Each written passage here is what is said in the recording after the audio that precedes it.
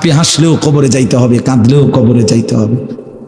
রাজপ্রাসাদের ওই অট্টালিকাতে যে থাকে সেও একদিন মরে যাবে, জীর্ণ কুঠিরে কুড়ে ঘরে যে থাকে সেও মরে যাবে।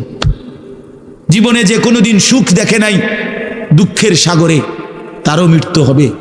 জীবনে যে কোনোদিন দুঃখ দেখে নাই সুখের সাগরে ভাসছিল, তারও মৃত্যু হবে, সেও মরে যাবে। কবর নিশ্চিত, কবর নিশ্চিত। ওয়ামিন ওয়ারাইহিম বারযাখুন ইলা ইয়াউমি ইউবআসুন। আল্লাহ তাআলা মৃত ব্যক্তিকে বলবে, বান্দা, কোরআন শরীফের আয়াত, এখন থেকে নিয়ে ইসরাফিলের ফুঁতে হাসরের ময়দানে উঠানো পর্যন্ত বারজাখ মানে কবরের জীবনে পড়ে থাকো। ভেবে দেখেন, ভেবে দেখেন, শুধু 1 মিনিট আমিও ভাবি, আপনিও ভাবেন। হাদিসের মধ্যে আছে, মা বাইনান নাফখাতাইন 40। ইসরাফিল প্রথম ফু দিলে জমিনের সবকিছু মাটির নিচে চলে যাবে। দ্বিতীয় ফু দিলে মাটির নিচ থেকে আবার সবাই উঠে হাসরের ময়দানে দাঁড়াবে। তো নবীজি সাল্লাল্লাহু আলাইহি সাল্লাম বলছে, এই 2 ফুঁয়ের মাঝখানে ব্যবধান হবে 40। তো মুহাদ্দিসিনে কেরাম, ওলামায়ে কেরাম বলেন, কেউ কেউ এই 2 ফুঁয়ের মাঝখানে ব্যবধান হতে পারে 40,000 বছর। তাহলে ধরে নেন, সর্বশেষ যেই লোকটা কবরে গেছে, যদি তার কবরে আযাব হয়, তাহলে তার কবরের আযাব ভোগ করতে হবে 40,000 বছর। এবার বলেন তো, এখন যারা মরতেছে, এবার বলেন তো রাসূলুল্লাহ সাল্লাল্লাহু আলাইহি সাল্লামের জমানায় যারা মারা গেছে, এবার আরো পিছনে যান, ইব্রাহিম আলাইহিস সালামের জমানায় যারা মারা গেছে, এবার আরো পিছনে যান, নূহ আলাইহিস সালামের জমানায় যেই অবিশ্বাসী বেঈমানগুলো মারা গেছে, তারা আজকে কত বছর যাবত কবরে আযাব ভোগ করতেছে। বুঝছেন নি আমার কথাটা? হ্যাঁ, কোরআন শরীফে আছে, ওমান আ'রাযা আন যিকরি ফাইন্না লাহু মাঈশাতান দানকা ওয়া নাহশুরুহু ইয়াওমাল কিয়ামাতি আ'মা। আল্লাহ বলেন, আমার স্মরণ থেকে যে মুখ ফিরায় নিল, আমার বন্দিগি, আমার ইবাদত, আমার হুকুম পালন, আমি তার জীবন করে দেব সংকীর্ণ এবং তার হাসরের ময়দানে উঠাবো অন্ধ।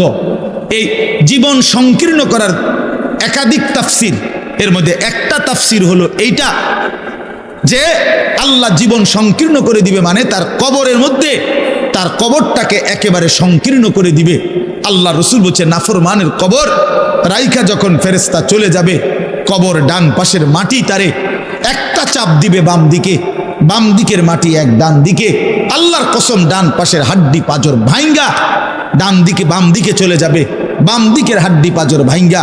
রাসূলুল্লাহ সাল্লাল্লাহু আলাইহি ওয়াসাল্লাম বলছে, বন্ধু দেখেন, হাত্তা তাখতালিফা আদলাউহু, এই 2 আঙ্গুল যেভাবে এভাবে একটাটার ভিতরে ঢুকে গেছে, খোদার কসম, ডান পাশের হাড্ডি পাঁজর, বাম পাশের হাড্ডি পাঁজর এইভাবে একটার ভিতরে ঢুকে যায়। এটার অর্থ এটা। হ্যাঁ, রাসূলুল্লাহ সাল্লাল্লাহু আলাইহি সাল্লাম একদিন হযরত বারা ইবনে আযিব রাদিয়াল্লাহু তাআলা আনহু থেকে বর্ণিত, নবীজি একদিন এক সাহাবীর জানাজা পড়তে গেছেন। জানাজা পড়তে গিয়ে খালি কবরের সামনে কিছুক্ষণ দাঁড়াইছেন, তখনও ওনারে কবরে রাখে নাই, জানাজাও পড়ায় নাই। নবীজি আগে গিয়া কবরটার সামনে দাঁড়াইছে। হযরত বারা ইবনে আযিব বলেন, আমরা নবীজির সাথে ছিলাম। আল্লাহ নবী সাল্লাল্লাহু আলাইহি সাল্লাম কবরের খালি এই কবরে দেখা অঝরে কাঁদতে শুরু করছে। আমরা সবাই সাহাবীরা নবীজির সাথে কাঁদতে শুরু করলাম। অনেকক্ষণ কাইদা নবীজি চোখের পানি মুইছা আজীব কথা বলছে নবী। রাসূলুল্লাহ সাল্লাল্লাহু আলাইহি সাল্লাম সাহাবীদেরকে লক্ষ্য করে বলছে, ইয়া ইখওয়ানি লিমিসলি হাদা ফাআইদ্দু, আমার বন্ধুরা, আমার সাথীরা, এই কবরে যাওয়ার জন্য তোমরাও রেডি হও। ফাআইদ্দু, তোমরাও প্রস্তুতি নাও, অচিরেই তুমি আমি সবাই এই কবরেই পৌঁছে যাইতে হবে। রাসূলুল্লাহ সাল্লাল্লাহু আলাইহি সাল্লাম বলছে, প্রিয় বন্ধু আমার, জওয়ান সাথী আমার, সামান্য এই কয়টি দিনের জওয়ানি নষ্ট না করা, নষ্ট না করা, কোনোভাবেই নষ্ট না করা।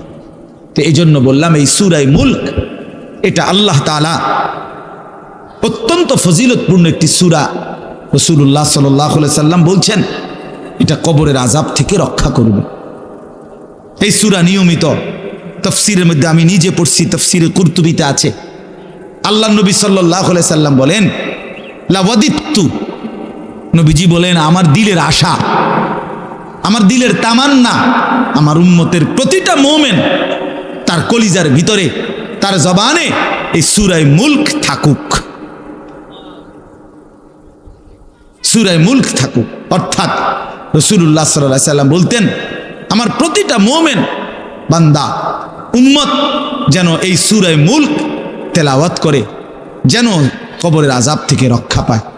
নবীজি 5 ওয়াক্ত নামাজের পরে, আল্লাহর কসম ভাই, এখানে অনেক ওলামায়ে কেরাম আছে, আপনি জিজ্ঞাসা করেন, নবীজি 5 ওয়াক্ত নামাজের পরে, সরদারে দু আলম নবীর তো কোনো গুনাহ নাই, তিনি নিষ্পাপ, তিনি তো জান্নাত উদ্বোধন করবেন। আনা আউয়ালু মান ইয়াকরাউ বাবাল জান্নাহ, নবী বলছে আমি সেই মুহাম্মদ যে প্রথম জান্নাতের দরজা আমি নাড়ব, জান্নাতের কড়া নাড়ব আমি মুহাম্মদ। ভিতর থেকে ফেরেশতা বলবে আপনি কে? আমি বলবো মুহাম্মদ। ফেরেশতা বলবে আনতাজিরুলাক, আমি তো আপনার অপেক্ষাই করছিলাম, আপনি আসবেন বলেই তো অপেক্ষায় ছিলাম, আপনি উদ্বোধন করে দিলেই তো বাকিরা ঢুকবে। তো সেই নবী যিনি জান্নাত উদ্বোধন করবেন, তিনি 5 ওয়াক্ত নামাজের পরে ভাইয়া প্রতিদিন তিনি যেই কথাটা দোয়া করতেন, এর মধ্যে একটা দোয়া এটা, আল্লাহুম্মা ইন্নী আউযু বিকা মিন আযাবিল কবর ওয়া মিন ফিতনাতিল কবর ওয়া মিন ফিতনাতিল মাসীহিদ দাজ্জাল ওয়া মিন ফিতনাতিল মাহইয়া ওয়াল মামাত। আল্লাহ আমি কবরের আযাব থেকে পানাহ চাই। নবীজি নিজে বলতেন। প্রিয় ভাই, বাবা আমার, চলেন সবাই নিয়ত করি, নিজেকে গুনাহ থেকে বাঁচানো দরকার, নিজের আল্লাহর নাফরমানি থেকে বাঁচানো দরকার। আল্লাহ তাআলা বলেন, ইন্নাল্লাযীনা ইয়াখশাউনা রাব্বাহুম বিল গায়ব, আমি আল্লাহকে না দেখে, আমার কথাগুলো আখিরাত সম্পর্কিত, এগুলোকে না দেখে যারা আমি আল্লাহকে ভয় করে, আখিরাতকে ভয় করে, জাহান্নামকে ভয় করে, কবরকে ভয় করে, আল্লাহ বলেন, তাফসীরের মধ্যে লিখছে ভয় করে মানে হলো গুনাহ বর্জন করে। কোন ব্যক্তি আল্লাহকে ভয় করে, খোদার কসম, এই কথার অর্থ হলো গুনাহ ছেড়ে দেয়। যে গুনাহ ছেড়ে দেয় সে আল্লাহকে ভয় করে, যে আল্লাহকে ভয় করে সে গুনাহ ছেড়ে দেয়। কোন নাফরমান আল্লাহকে ভয় করে না, আল্লাহকে ভয় করলে গুনাহ করতে পারে না। বুঝেন নাই বাংলা কথাটা? এটা কাগজের এই পিঠ ও পিঠ, কাগজের এই পিঠ ওই পিঠ। এই পিঠে যদি লেখা আছে আল্লাহর ভয়, তো ওই পিঠে লেখা থাকবে গুনাহ বর্জন। যে গুনাহ ছেড়ে দেয় সে অটোমেটিকলি আল্লাহকে ভয় করে, যে আল্লাহকে ভয় করে সে গুনাহ বর্জন করে। এজন্য তাকওয়ার অর্থ আল্লাহর ভয়, এটার প্রথম অর্থ হইল গুনাহ বর্জন। মান খাশিয়ার রহমান, আল্লাহকে ভয়, এটার প্রথম অর্থ গুনাহ বর্জন, গুনাহ বর্জন। আমার শায়েখ আল্লামা মুফতি মুশতাকুন নবী সাহেব সব সময় চিল্লায় মাহফিলে, অনেক সময় হাজারি করে বলে যে বাপ, গুনাহ আগুন, গুনাহ আগুন, গুনাহ আগুন। প্রতিটা গুনার পিঠে, ওই পিঠে আগুন আছে। নারীর প্রতিটা বেপর্দা দৃশ্যের মধ্যে খোদার কসম আগুন জ্বলে। ওই সিনেমার নর্তকীর শরীরে আগুন জ্বলে, ওই নায়িকার শরীরে আগুন জ্বলে, মোবাইলের ওই অস্থির ছবির মধ্যে আগুন জ্বলে, মদের আড্ডায় আগুন জ্বলে, জুয়ার আড্ডায় আগুন জ্বলে, সুদের টাকায় আগুন জ্বলে, ঘুষের টাকায় আগুন জ্বলে, বেপর্দা নারীর শরীরে আগুন জ্বলে। ওইটা রূপ না, ওইটা আগুন, ওইটা জাহান্নাম, ওইটা জাহান্নাম। আল্লাহ তাআলা বলেন, ইন্নাল্লাযীনা ইয়াখশাউনা রাব্বাহুম বিল গায়ব, আল্লাহ তাআলা বলেন আমার যে বান্দারা আমার আখিরাত, আমার জাহান্নাম, আমার পরকাল, আমার কবর, এই কথাগুলোকে ভয় করে, আমি আল্লাহকে ভয় করে, না দেখে আল্লাহ বলেন আমি ওয়াদা দিলাম, লাহুম মাগফিরাতুম ওয়া আজরুন কাবীর, আমি তাদের পেছনের সব গুনাহ মাফ করে দেব, আর আমার সবচেয়ে বড় পুরস্কার জান্নাত দিয়ে দেব। এরপরে আল্লাহ বলেন, ওয়া আসিররু কাওলাকুম আবিজহারু বিহি ইন্নাহু আলিমুম বিজাতিস সুদূর। মানুষের তিনটা অবস্থা কথার ক্ষেত্রে, মানুষ তার অভিব্যক্তির ক্ষেত্রে তিনটা অবস্থা হয়।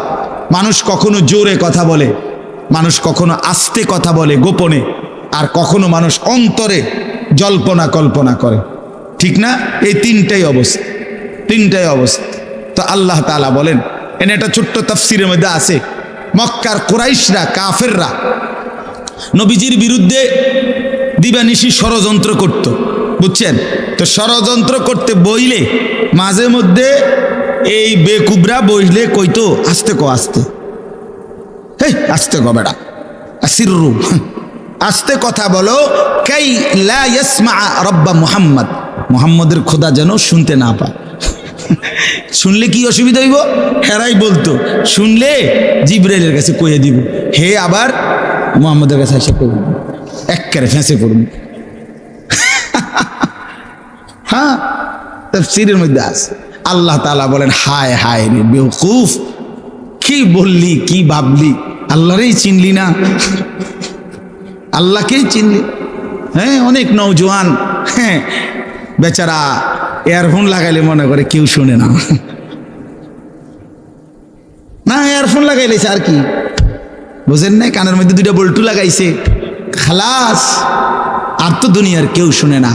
আরে না ফরমান, দুনিয়ার কেউ শুনে না সেটা তো কথা না, আর শাজিমের মালিক তো শুনে। ওয়া আসিররু কাওলাকুম আবিজহারু বিহি, রব্বুল আলামিন বলেন, তোমরা যদি আস্তে কথা বলো, আবিজহারু বিহি, যদি জোরেও কথা বলো, ইন্নাহু আলিমুম বিদাতিস সুদূর, আল্লাহ বলে শুধু এই দুইটা না বান্দা, আস্তে বলো, জোরে বলো, অথবা অন্তরের ভিতরে যা লুকায়িত করো, আমি আল্লাহ সবটাই পুরাপুরি জানি।